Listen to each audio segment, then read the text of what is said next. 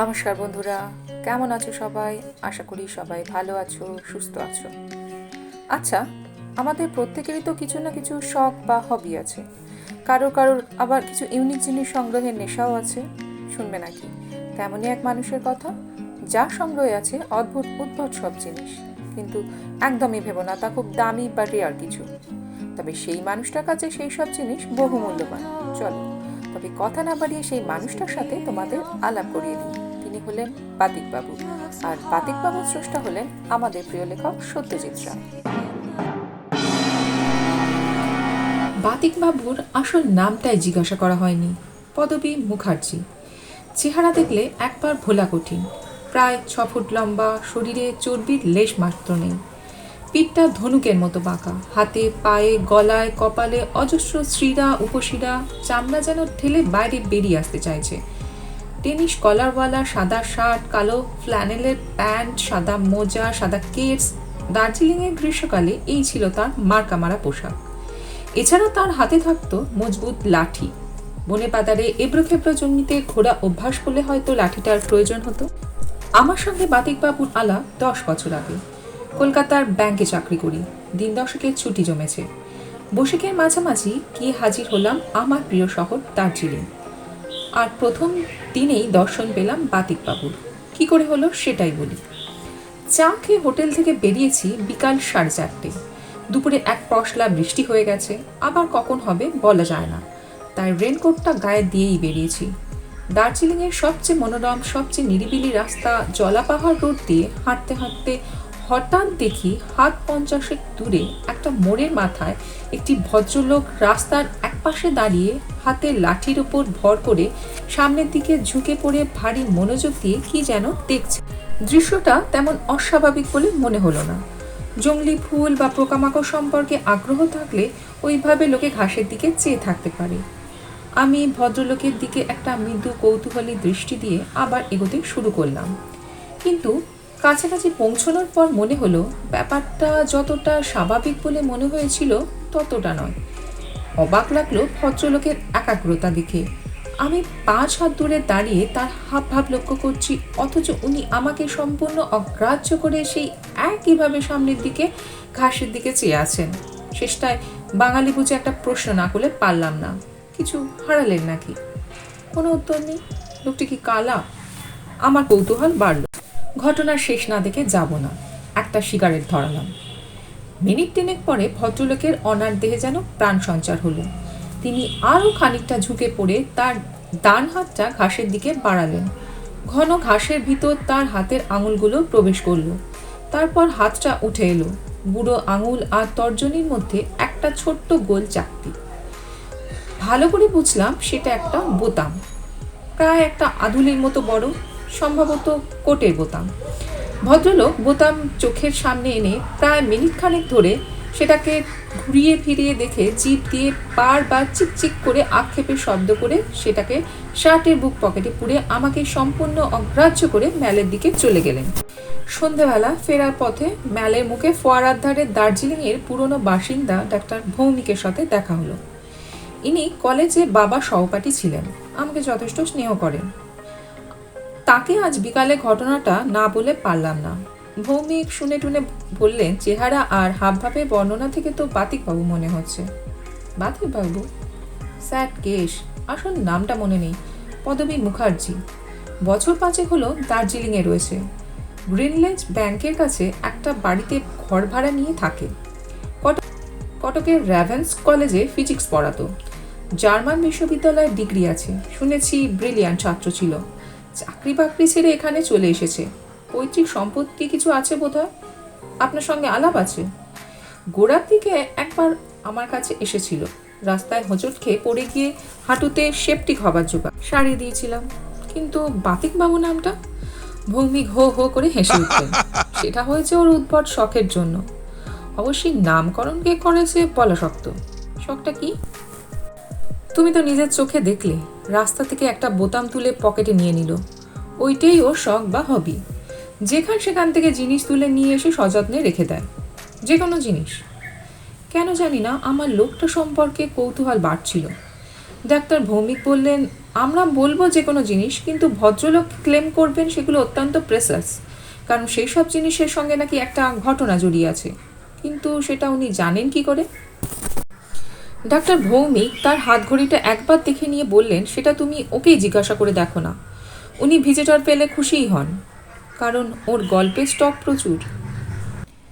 ওর কালেকশনের প্রত্যেকটা জিনিসকে নিয়ে এক একটি গল্প তো ওয়াইল্ড ননসেন্স বলা বাহুল্য, তবে উনি সেগুলো বলতে পারলে খুশিই হন। অবশ্যই তুমি শুনে খুশি হবে কি না সেটা আলাদা কথা। পরদিন সকালে ব্রেকফাস্ট খেয়ে বেরিয়ে পড়লাম। গ্রিনলেজ ব্যাংকের কাছে বাতিকবাবুর বাড়ি চিনে বের করতে বিশেষ অসুবিধা হলো না, কারণ পাড়ার সকলেই ভদ্রলোককে চেনে। 17 নম্বর বাড়ির দরজায় টোকা মারতেই ভদ্রলোক বেরিয়ে এলেন, এবং আশ্চর্য এই যে আমাকে দেখেই চিনলেন। কাল আপনি আমাকে একটা কথা জিজ্ঞাসা করলেন, কিন্তু তখন আমার উত্তর দেবার অবস্থা ছিল না। ওই সময় কনসেন্ট্রেশন নষ্ট হতে দিলেই সর্বনাশ। ভেতরে আসুন। ঘরে ঢুকে প্রথমেই চোখে পড়ল আলমারি। বাঁদিকের দেওয়ালের অর্ধেকটা অংশ জুড়ে একটা কাঁচে ঢাকা আলমারির প্রত্যেকটি তাকে পাশাপাশি রাখা অতি সাধারণ সব জিনিস, যেগুলোর একটার সঙ্গে আর একটার কোনো সম্পর্ক নেই। একবার চোখ বুলিয়ে একটা সেলফে পাশাপাশি চোখে পড়ল একটা গাছের শেকড়, একটা মরচে ধরা তালা, আদ্যিকালের গোল ফ্লেকের টিন, একটা উল কোনার কাঁটা, একটা জুতোর বুরুশ, একটা টর্চ লাইটের ব্যাটারি। আমি অবাক হয়ে এইসব দেখছি। এমন সময় ভদ্রলোক বললেন, ওগুলো দেখে আপনি বিশেষ আনন্দ পাবেন না, কারণ ওইসব জিনিসের মূল্য কেবল আমিই জানি।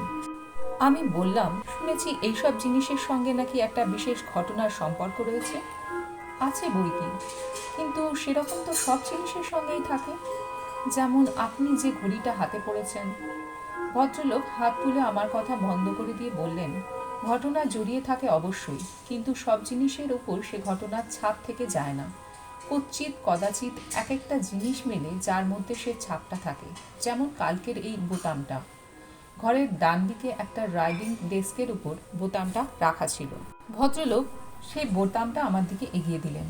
খয়েরি রঙের কোটের বোতাম, তার মধ্যে কোনো রকম বিশেষত্ব আমার চোখে পড়ল না। কিছু বুঝতে পারছেন? বাধ্য হয়ে না বলতে হলো। বাতিকবাবু বললেন, এই বোতাম একটা সাহেবের কোট থেকে এসেছে। ঘোড়ার পিঠে চড়ে জলাপাহাড় রোড দিয়ে যাচ্ছিলেন। বয়স 60-এর কাছাকাছি। রাইডিংয়ের পোশাক পরা, সবল সুস্থ মিলিটারি চেহারা। যেখানে বোতামটা পেলুম সেখানে এসে ভদ্রলোকের স্ট্রোক হয়। ঘোড়া থেকে পড়ে যান। দুজন পথচারী দেখতে পেয়ে তার দিকে ছুটে আসে, কিন্তু তিনি অলরেডি ডেড। ঘোড়া থেকে পড়ার সময় বোতামটা কোট থেকে ছিঁড়ে রাস্তার ধারে পড়ে যায়। এসব কি আপনি দেখতে পান? ডিভিডেটলি, যত বেশি মনোসংযোগ করা যায় তত বেশি স্পষ্ট দেখি। কখন দেখেন? এই জাতীয় বিশেষ গুণসম্পন্ন কোনো বস্তু কাছে এলেই প্রথমে একটা মাথায় যন্ত্রণা অনুভব করি, তারপর দৃষ্টি ঝাপসা হয়ে আসে, মনে হয় পড়ে যাব, সাপোর্ট দরকার। কিন্তু তারপরে দৃশ্য দেখা শুরু হয়, আর পাও স্টেডি হয়ে যায়। এই এক্সপিরিয়েন্সের ফলে আমার শরীরের টেম্পারেচার বেড়ে যায় প্রতিবার। কাল রাত প্রায় 8টা পর্যন্ত 102 জ্বর ছিল। অবশ্যই জ্বরটা বেশিক্ষণ থাকে না। এখন আমি সম্পূর্ণ সুস্থ। ব্যাপারটা আজগুবি হলেও আমার বেশ মজাই লাগছিল। বললাম, আরও দু একটা উদাহরণ দিতে পারেন? বাতিকবাবু বললেন, আমার আলমারি ভর্তি উদাহরণ। ওই যে খাতাটা দেখছেন, ওতে প্রত্যেকটি ঘটনার পুঙ্খানুপুঙ্খ বিবরণ আছে। আপনি কোনটা জানতে চান বলুন। আমি কিছু বলার আগে ভদ্রলোক আলমারির কাঁচ সরিয়ে তাক থেকে দুটো জিনিস বার করে টেবিলের উপরে রাখলেন। একটা বহু পুরনো চামড়ার দস্তানা আর একটা চশমার কাঁচ। এই যে দস্তানাটা দেখছেন, বাতিকবাবু বললেন, এটা আমার পাওয়া প্রথম জিনিস, অর্থাৎ আমার সংগ্রহের প্রথম আইটেম। এটা পাই সুইজারল্যান্ডের লুরসান শহরের বাইরে একটা বনের মধ্যে। তখন আমার মার্বুর্গের পড়া শেষ হয়েছে। আমি দেশে ফেরার আগে একটু কন্টিনেন্টটা ঘুরে দেখছি। লুরসানের প্রাতভ্রমণে বেরিয়েছি। নির্জন বনের মধ্যে দিয়ে রাস্তা। একটু বিশ্রাম নেব বলে একটা বেঞ্চিতে বসেছি। এমন সময় পাশে একটা গাছের গুড়ির ধারে ঘাসের ভেতর দস্তানার বুড়ো আঙুলটা চোখে পড়তেই মাথাটা দপ দপ করতে আরম্ভ করলো। তারপর দৃষ্টি ঘোলাটে হয়ে এলো। তারপর চোখের সামনে ভেসে উঠল ছবি। একটা সুবেশ সম্ভ্রান্ত ভদ্রলোক, মুখে লম্বা বেঁকানো সুইচ পাইপ, দস্তানা পরা ছড়ি নিয়ে রাস্তা দিয়ে হেঁটে চলেছেন। আচমকা ঝোপের পিছন থেকে দুটো লোক বেরিয়ে এসে তাকে আক্রমণ করল। ভদ্রলোক মরিয়া হয়ে হাত পা ছুড়লেন। ধস্তাধস্তির ফাঁকে তিনি তার ডান হাতের দস্তানাটি হারালেন। দুর্বৃত্তরা তার উপর ঝাঁপিয়ে পড়ে তাকে নির্মমভাবে হত্যা করে পালালো। কোটের পকেট থেকে টাকা কড়ি ও সোনা দানা সবই নিয়ে নিল। সত্যি কি এরকম কোনো ঘটনা ঘটেছিল? আমি 3 দিন হসপিটালে ছিলাম, জ্বর, ডিলেরিয়াম আরও অনেক কিছু। ডাক্তার স্টাইনি স্ট্রোকটা ধরতেই পারেনি। তারপর আপনি সেরে উঠে হসপিটাল থেকে বেরিয়ে এসে অনুসন্ধান আরম্ভ করি। 2 বছর আগে ওই বনের ঠিক ওই জায়গায় কাউন্ট ফার্ডিনান্ড মোসাব বলে একজন ধনী ব্যক্তি ঠিক ওইভাবেই খুন হন। তার ছেলে দস্তানাটা চিনতে পারে। ভদ্রলোক এমন সহজভাবে ঘটনাটা বলে গেলেন যে তার কথা অবিশ্বাস করতে ইচ্ছা করছিল না। বললাম, আপনি সেই তখন থেকেই আপনার সংগ্রহ শুরু করেন? বাতিকবাবু বললেন, এই দস্তানাটি পাবার প্রায় 10 বছর পর আর ওই ধরনের আর কোনো অভিজ্ঞতা আমার হয়নি। ততদিনে আমি দেশে ফিরে কটকের কলেজে প্রফেসরি আরম্ভ করেছি। ছুটিতে এখানে ওখানে বেড়াতে যেতাম। একবার ওয়েলটেয়ারে গিয়ে দ্বিতীয় অভিজ্ঞতা হয়। সমুদ্রের তীরে একটি পাথরের খাঁজে চশমার কাঁচটা পায়। দেখতেই পাচ্ছ, প্লাস পাওয়ারের কাঁচ। একটি মাদ্রাজি ভদ্রলোক চশমা খুলে রেখে জলে নেমেছিলেন স্নান করতে। তিনি আর জল থেকেই ফেরেননি। তার পায়ে ক্র্যাম্প ধরার ফলে শরীর সমাধি হয়েছিল। জলের ভিতর থেকে হাত তুলে হেল্প হেল্প চিৎকার, ভারী মর্মান্তিক। তারই চশমার এই কাঁচটি 4 বছর পর পাই আমি ওখান থেকে। এটাও যে সত্যি ঘটনা সেটা আমি যাচাই করে জেনেছি। Well known drowning case.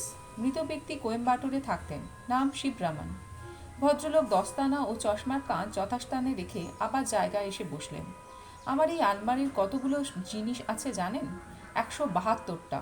আমার গত 30 বছরের সংগ্রহ। বলুন তো, এইরকম সংগ্রহের কথা কখনো শুনেছেন কি? আমি মাথা নেড়ে বললাম, আপনার এই যে হবিটি সেটা একেবারে ইউনিক, সে বিষয়ে কোনো সন্দেহ নেই। কিন্তু আপনার প্রত্যেকটা জিনিসের সঙ্গে কি একটি মৃত্যুর সম্পর্ক রয়েছে? ভদ্রলোক গম্ভীরভাবে বললেন, তাই তো দেখছি। শুধু মৃত্যু নয়, আকস্মিক অস্বাভাবিক মৃত্যু। খুন, আত্মহত্যা, অপঘাত মৃত্যু, হঠাৎ হৃদযন্ত্র ক্রিয়া বন্ধ হয়ে যাওয়া, এই জাতীয় ঘটনার সঙ্গে যোগ থাকলে তবেই এক একটা জিনিসের মধ্যে আমার বিশেষ প্রতিক্রিয়া সৃষ্টি করে। এগুলো কি সবই রাস্তাঘাটে মাঠে ঘাটে পাওয়া? অধিকাংশই। আর বাকিগুলো পাওয়া চোর বাজারে, নিলামে, কিউরিওর দোকানে। এই যে কটা গ্লাসের সুরাপাত্রটি দেখছেন, এটা পায় কলকাতার রাসেল স্ট্রিটের একটি নিলামের দোকান থেকে। এই পাত্রতে ব্র্যান্ডির সঙ্গে বিষ মিশিয়ে দেয়া হয় 19 শতাব্দীতে একটি বিশাল বপু সাহেবের মৃত্যু হয় কলকাতা শহরে। আমি কিছুক্ষণ থেকে আলমারির জিনিসপত্র ছেড়ে ভদ্রলোকের নিজের চেহারার দিকে মনোসংযোগ দিচ্ছিলাম। অনেক লক্ষ্য করেও তার মধ্যে ভণ্ডামির কোনো চিহ্ন ধরা পড়ল না। পাগলামির কোনো লক্ষণ রয়েছে কি? মনে তো হয় না। চোখে উদাসী ভাবটা যেমন পাগলদের মধ্যেও সম্ভব, তেমনি কবি বা ভাবুক বা সাধকদের মধ্যেও সম্ভব। আমি আর বেশিক্ষণ বসলাম না। বিদায় নিয়ে চৌকাঠ পেরোনোর সময় ভদ্রলোক বললেন, আবার আসবেন। আপনাদের মতো লোকের জন্য আমার দরজা সবসময়ই খোলা। আপনি উঠেছেন কোথায়? Alice villa hotel. ও, তাহলে তো 10 মিনিটের হাঁটা পথ। বেশ লাগলো আপনার সঙ্গ। কোনো কোনো লোককে আদৌ বরদাস্ত করতে পারিনি। আপনাকে সহৃদয় সমাজদার বলেই মনে হয়। বিকালে ডাক্তার ভৌমিক চায় বলেছিলেন। আমি ছাড়া নিমন্ত্রিত আরও 2টি ভদ্রলোক। চায়ের সঙ্গে চানাচুর আর কেক খেতে খেতে বাতিকবাবু প্রসঙ্গটা না তুলে পারলাম না। ভৌমিক বললেন, কতক্ষণ ছিলে? ঘণ্টাখানেক। ওরে বাবা! ডাক্তার ভৌমিকের চোখ কপালে। 1 ঘণ্টা ধরে ওই বুজরুকের কচকচি শুনলে? আমি মৃদু হেসে বললাম, যা প্যাচপ্যাচে বৃষ্টি, স্বাচ্ছন্দ্যে বেড়ানোর তো উপায় নেই। হোটেলে ঘরবন্দি হয়ে থাকার চেয়ে ওনার গল্প শোনাটা বোধহয় ভালো। কার কথা হচ্ছে? প্রশ্নটা এলো একটি বছর 40 ভদ্রলোকের কাছ থেকে। মিস্টার খাস্তগির বলে পরিচয় করিয়ে দিয়েছিলেন ডাক্তার ভৌমিক। বাতিকবাবুর বাতিকের বর্ণনা শুনে খাস্তগির একটা বাঁকা হাসি হেসে বললেন, এসব লোককে এখানে আস্তানা গড়তে দিয়ে দার্জিলিংয়ের বায়ু দূষিত করছেন কেন ডাক্তার ভৌমিক? ডাক্তার ভৌমিক হালকা হেসে বললেন, এত বড় একটা শহরে বায়ু দূষিত করার ক্ষমতা কি আছে লোকটার? বোধহয় না। মিস্টার নস্কর নামক তৃতীয় ব্যক্তিটি ভারতবর্ষের বুজরুকদের কুপ্রভাব সম্পর্কে একটা ছোটোখাটো বক্তৃতায় দিয়ে দিয়েছিলেন। শেষকালে আমি বলতে বাধ্য হলাম যে বাতিকবাবু যেহেতু নিতান্তই নিঃসঙ্গ জীবনযাপন করেন, তার বুজরুকের প্রভাব আর 5 জনের ওপর পড়া সম্ভব নয়। ভৌমিক দার্জিলিংয়ে রয়েছেন প্রায় 30 বছর। খাস্তগির অনেক দিনের বাসিন্দা। শেষ পর্যন্ত এদের দুজনকে উদ্দেশ্য করে একটা প্রশ্ন না করে পারলাম না। জলাপাহাড় রোডে কোনো অশ্বারোহী সাহেব হার্টফেল করে মারা যায়, এমন কোনো ঘটনা জানা আছে আপনাদের? কে, মেজর ব্র্যাটলে? প্রশ্ন করলেন ডাক্তার ভৌমিক। সে তো বছর 8 আগেকার ঘটনা। স্ট্রোক হয়েছিল সম্ভবত জলাপাহাড় রোডে। হাসপাতালে এনেছিল, কিন্তু তার আগেই মারা যায়। কেন বলো তো? আমি বাতিকবাবুর বোতামের কথাটা বললাম। মিস্টার খাস্তগির একেবারে তেলে বেগুনে জ্বলে উঠলেন। লোকটা এইসব বলে অলৌকিক ক্ষমতা ক্লেম করছে নাকি? এ তো এক নম্বরে শয়তান দেখছি। সে নিজে দার্জিলিংয়ে রয়েছে একদিন, ঘোড়ার পিঠে সাহেব মরেছে, সে খবর তো এমনিতেই তার কানে পৌঁছতে পারে। সেখানে অলৌকিক ক্ষমতার প্রয়োজনীয়তাটা আসছে কোথা থেকে? কথাটা অবশ্যই আমার মনে হয়েছিল। দার্জিলিং থেকে দার্জিলিংয়ের একটি ঘটনার কথা জানতে পারাটা বাতিকবাবুর পক্ষে মোটেই অসম্ভব নয়। আমি তাই প্রসঙ্গটা বাড়ালাম না। চায়ের পর্ব 5 রকম এলোমেলো কথাবার্তা শেষ হবার পর আমি ওঠার সঙ্গে সঙ্গেই মিস্টার নস্করও উঠে পড়লেন। উনি বললেন অ্যালিস ভিলার দিকটাই থাকেন, তাই আমার সঙ্গে একই সঙ্গে হেঁটে ফিরবেন। আমরা ডাক্তার ভৌমিকের কাছ থেকে বিদায় নিয়ে বেরিয়ে পড়লাম। বাইরে সন্ধ্যা হয়ে এসছে। আমি দার্জিলিংয়ে আসার পর এই প্রথম দেখলাম আকাশের ঘন মেঘে ফাটল ধরেছে, আর সেই ফাটলের মধ্য দিয়ে অস্তগামী সূর্যের রশ্মি মঞ্চের স্পটলাইটের মতো শহর ও তার আশেপাশে পাহাড়ের গায়ে এসে পড়েছে।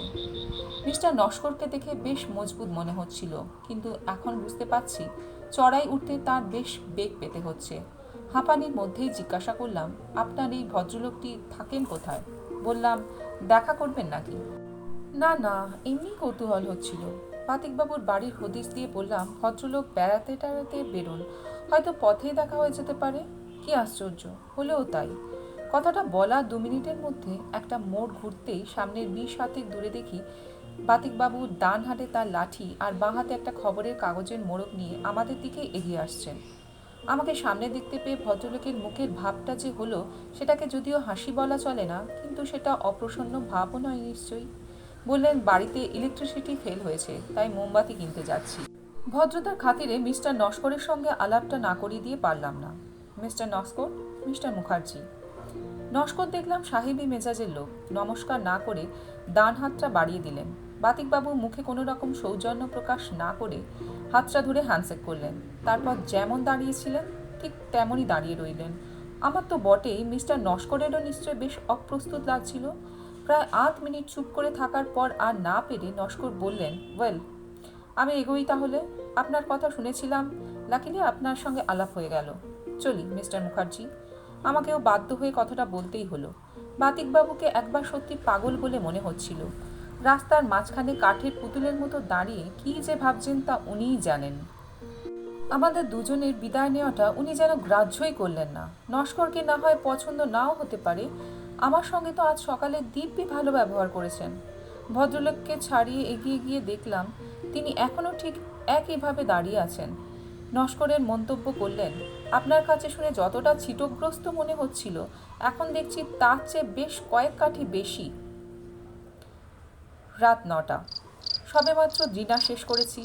একটা পান নিয়ে মুখে গোয়েন্দা উপন্যাস নিয়ে বিছানায় ঢুকবো ভাবছি। এমন সময় বেয়ারা এসে খবর দিল একজন লোক নাকি আমার খোঁজ করছে। বাইরে বেরিয়ে এসে রীতিমতো অবাক হয়ে গেলাম। এত রাতে বাতিকবাবু আমার কাছে কেন?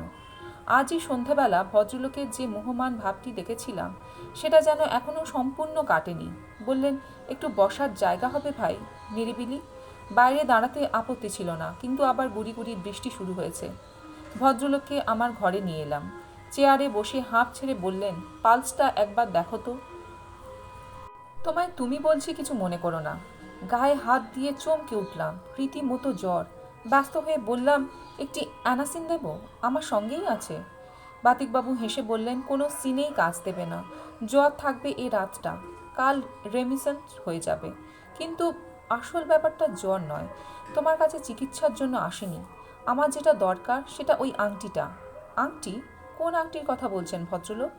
আমার হতভম্ব ভাব দেখে ভদ্রলোক যেন একটি অসহিষ্ণুভাবেই বললেন, ওই যে লস্কর না তস্কর, কি নাম বললে, তার হাতের আংটিটা দেখনি? সস্তা আংটি, পাথর টাথর নেই, ওইটাই আমার চাই। এখন মনে পড়ল মিস্টার নস্কর ডান হাতের একটা রূপোর সিগনেট রিং লক্ষ্য করেছিলাম বটে। বাতিকবাবু বলে চলেছেন, হ্যান্ডশেকের সময় হাতের তেলোয় ঠেকে গেল আংটিটা। মনে হলো শরীরের ভেতরে একটা এক্সপ্লোশন হয়ে গেল। তারপর যা হয় তাই। রাস্তার মাঝখানে হতভম্ব হয়ে দাঁড়িয়ে ঘটনাটা দেখতে আরম্ভ করছিল। এমন সময় উল্টো দিক থেকে একটা জিপ এসে সব মাটি করে। তার মানে ঘটনাটা আপনার দেখা হয়নি? যতদূর দেখেছি ততটাই যথেষ্ট। খুনের ব্যাপার, আততায়ীর মুখ দেখিনি। আংটি সমেত হাতটা এগিয়ে আসছে একটা লোকের গলার দিকে। ভিকটিম অবাঙালি, মাথায় রাজস্থানী টুপি, চোখে সোনার চশমা, চোখ বিস্ফোরিত। চেঁচাবে বলে মুখ খুলেছে, তলার পাটির একটা সোনার দাঁত, সেটা বাঁধানো, ব্যাস এই পর্যন্ত। ওই আংটিটা আমার চাই। আমি কয়েক মুহূর্ত বাতিকবাবুর দিকে চেয়ে থাকলাম বাধ্য হয়েই। দেখুন মিস্টার মুখার্জি, আংটিটা যদি আপনার প্রয়োজন হয় সে তো আপনি নিজেই মিস্টার নস্করের কাছে চেয়ে দেখুন না। আমার সঙ্গে তার আলাপ সামান্যই, আর যতদূর বুঝেছি তিনি আপনার হবির ব্যাপারটা তেমন সহানুভূতির দৃষ্টিতে দেখেনি না। তাহলে আমি চেয়ে কী লাভ বলো তো? তার চেয়ে বরং, ভেরি সরি মিস্টার মুখার্জি, আমি ভদ্রলোককে বাধা দিয়ে স্পষ্ট কথাটা না বলে পারলাম না। আমি চাইলেও কোনো ফল হবে বলে মনে হয় না। সেসব আংটি টাংটির প্রতি এক এক মানুষের এক এক রকমের মমতা থাকে, সে তো আপনি জানেনই। উনি যদি জিনিসটা ব্যবহার না করতেন তাহলেও তবু। ভদ্রলোক বসলেন না।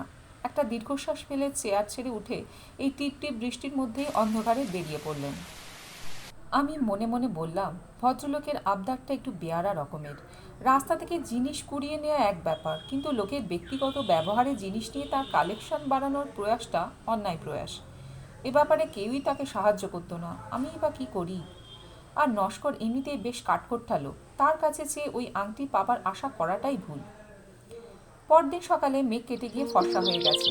চা খেয়ে বাস হিলের উদ্দেশ্যে রওনা দিলাম।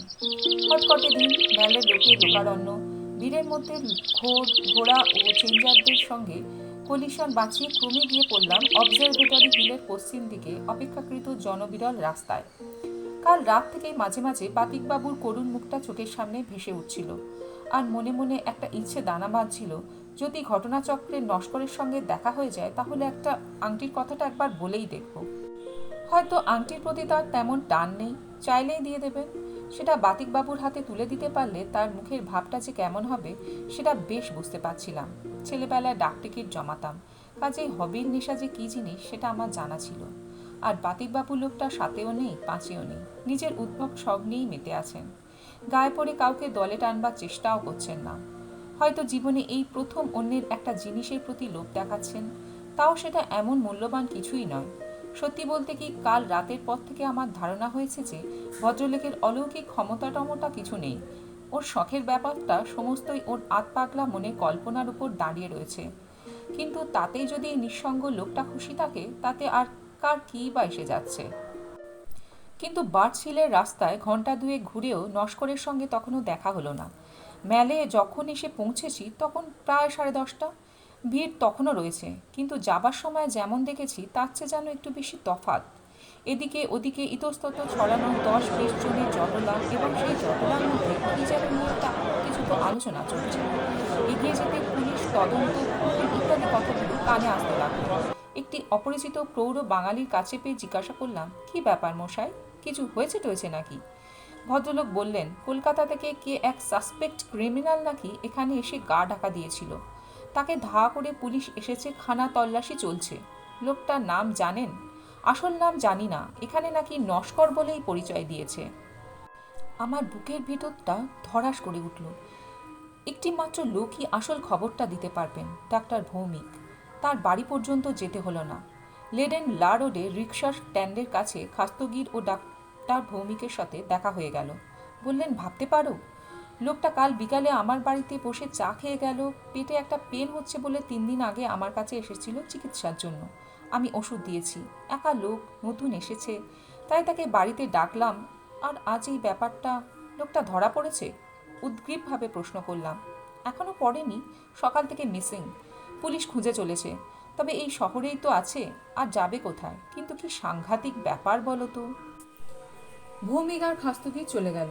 আমি বেশ বুঝতে পারছি আমার নাড়ি চঞ্চল হয়ে উঠেছে, শুধু নস্কর ক্রিমিনাল বলেই নয়, বাতিকবাবুর আংটির প্রতি লোভের কথা ভেবে। খুনির হাতের আংটি, ভদ্রলোক বলেছিলেন। তাহলে কি সত্যি লোকটার মধ্যে একটা অলৌকিক ক্ষমতা রয়েছে? রাস্তার মাঝখানে দাঁড়িয়ে এইসব কথা ভাবতে ভাবতে ইচ্ছা করলো বাতিকবাবুর সঙ্গে একবার দেখা করি। ভদ্রলোক কি পেয়েছেন খবরটা একবার খোঁজ করে দেখা দরকার। কিন্তু 17 নম্বর বাড়ির দরজায় 3বার টোকা দিয়েও কোনো উত্তর পেলাম না। এদিকে আবার মেঘ করে এসেছে। আমি দ্রুত পা চালিয়ে আমার হোটেলের দিকে চলে এলাম। আধ ঘন্টার মধ্যে মুষলধারে বৃষ্টি নামলো। ঝলমলে সকালটা এক নিমেষে একটা সুদূর অতীত ঘটনায় পরিণত হলো। পুলিশ সার্চ চালিয়ে চলেছে। কোথায় গা ঢাকা দিলেন মিস্টার নস্কর? কাকে খুন করলেন ভদ্রলোক? কিভাবে খুন? 3:30 সময় আমাদের হোটেলের ম্যানেজার মিস্টার সন্ধি খবরটা আনলেন। নস্কর যে বাড়িটায় ছিল তার ঠিক পেছনেই পাহাড়ের খাদে 30 হাত নিচে মাথা থ্যাতলানো অবস্থায় নস্করের মৃতদেহ পাওয়া গেছে। আত্মহত্যা, মস্তিষ্ক বিকৃতি, পালাতে গিয়ে পা হড়কে পড়ে যাওয়া ইত্যাদি নানা রকম কারণ অনুমান করা হচ্ছে। ব্যবসাগত ব্যাপারে পার্টনারের সঙ্গে শত্রুতা, সেই থেকে খুন, মৃতদেহ লুকিয়ে ফেলে দার্জিলিংয়ে এসে গা ঢাকা, পুলিশ কর্তৃক কলকাতায় মৃতদেহ আবিষ্কার ইত্যাদি। না, বাতিকবাবুর সঙ্গে একবার দেখা না করলেই নয়। লোকটাকে আর হেসে উড়িয়ে দেওয়া চলে না। সুইজারল্যান্ড ওয়েলটেয়ারের ঘটনা মন গড়া হতে পারে, দার্জিলিংয়ের ঘটনা তিনি আগে থাকতে জেনে থাকতে পারেন, কিন্তু নস্কর যে খুনি সেটা তিনি জানলেন কি করে? 5টা নাগাদ বৃষ্টি একটু ধরতেই তার বাড়ি গিয়ে হাজির হলাম। টোকা মারতেই দরজা খুলে গেল। বাতিকবাবু হেসে বললেন, এসো ভায়া, ভেতরে এসো, তোমার কথাই ভাবছিলাম। ভেতরে ঢুকলাম। সন্ধ্যা হয়ে এসছে। বাতিকবাবুর টেবিলের ওপর টিম করে একটা মোমবাতি জ্বলছে। আজও ইলেকট্রিসিটি আসেনি। ম্লান হাসি হেসে বললেন ভদ্রলোক। আমি বেতের চেয়ারে বসলাম। খবর পেয়েছেন? তোমার সেই তস্করের খবর? খবরে আর আমার কি হবে বলো? আমি সবই জানতে পেরেছিলাম, তবে আমি তার কাছে কৃতজ্ঞ। কৃতজ্ঞ? অবাক হয়ে প্রশ্ন করলাম আমি। আমার সংগ্রহের সবচেয়ে মূল্যবান জিনিসটা সে আমাকে দিয়ে গেছে। দিয়ে গেছে? গলা শুকনো আমার। ওই দেখো না টেবিলের ওপর। আবার টেবিলের দিকে চাইতেই মোমবাতির পাশে খোলা খাতার সাদা পাতার উপর আংটিটা চোখে পড়ল। ঘটনার বর্ণনাটা লিখে রাখছি। Item number 173। বাতিকবাবু বললেন। আমার মাথায় প্রশ্নটা ঘুরছে। দিয়ে গেছে মানে? কখন দিয়ে গেল? এমনিতে কি দিতে চায়? বাতিকবাবু একটা দীর্ঘশ্বাস ফেললেন। জোর করে নিতে হলো। আমি স্তব্ধ হয়ে বসে আছি। ঘরের ভিতর একটা টাইমপিস টিক টিক করে বেজে চলছে। তুমি এসে ভালোই হলো। বাতিকবাবু বললেন, একটা জিনিস তোমাকে দিচ্ছি, সেটা তোমার কাছেই রেখে দিও। বাতিকবাবু চেয়ার ছেড়ে উঠে ঘরের উল্টো দিকে অন্ধকার কোণটায় চলে গেলেন। সেখান থেকে খুটখুট শব্দ এলো। তার সঙ্গে তার কথা। এটাও আমার সংগ্রহে রাখার উপযুক্ত, কিন্তু এটার প্রভাব আমি সহ্য করতে পারছি না। বারবার জ্বর আসছে, আর একটা ভারী অপ্রীতিকর দৃশ্য আমার চোখের সামনে ভেসে উঠছে। ভদ্রলোক কথা বলতে বলতে অন্ধকার থেকে আলোয় এসে দাঁড়িয়েছেন। তার ডান হাতটা আমার দিকে বাড়িয়ে রয়েছেন। সেই হাতে ধরা রয়েছে তার সেই পরিচিত লাঠিটা। মোমবাতির এই ম্লান আলোতেও বুঝতে পারলাম যে লাঠির হাতলে মাথায় যে লাল দাগটা রয়েছে সেটা শুকিয়ে যাওয়া রক্তের দাগ ছাড়া আর কিছুই না। গল্পটা কেমন লাগলো অবশ্যই কমেন্ট সেকশনে লিখে জানাবেন। যদি ভালো লেগে থাকে তাহলে লাইক শেয়ার করবেন। আর হ্যাঁ, এরকম সুন্দর সুন্দর গল্প শুনতে আমার চ্যানেলটিকে অবশ্যই সাবস্ক্রাইব করবেন এবং পাশে থাকা বেল আইকনটি অবশ্যই প্রেস করবেন, যাতে নোটিফিকেশান আসা মাত্রই আমি আপনাদের কাছে পৌঁছে যেতে পারি খুব তাড়াতাড়ি। তবে আজ এই পর্যন্তই। খুব তাড়াতাড়ি ফিরে আসছি আমি আপনাদের কাছে এমনই এক সুন্দর অন্য কোনো কাহিনী নিয়ে। নমস্কার।